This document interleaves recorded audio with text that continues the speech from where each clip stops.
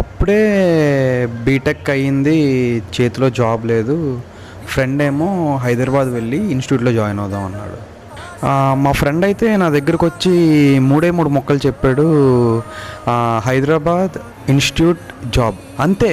నేను ఇంకా ఆశ్చర్యపోయి ఇదేదో చాలా పెద్ద ప్లానింగ్లో ఉందని చెప్పి మా రిలేటివ్స్కి, మా ఫ్రెండ్స్కి అందరికీ ఫోన్ చేసి చెప్పాను.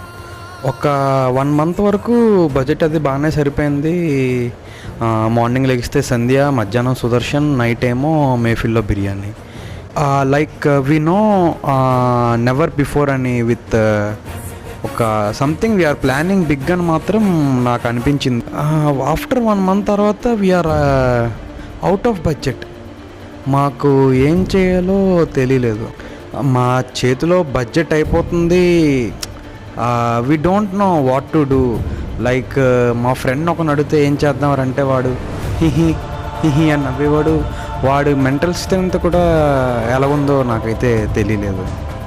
డబ్బులేమో ఇంట్లో అడగలేను.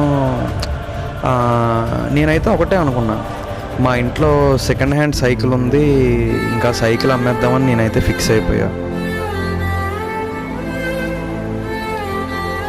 మేము ఏదైనా ఫంక్షన్కి వెళ్తే అక్కడ టాపిక్ ఫంక్షన్ కోసం కాకుండా మా ఉద్యోగాల కోసమే అందరూ మాట్లాడుకునేవారు. We don't know like what to talk.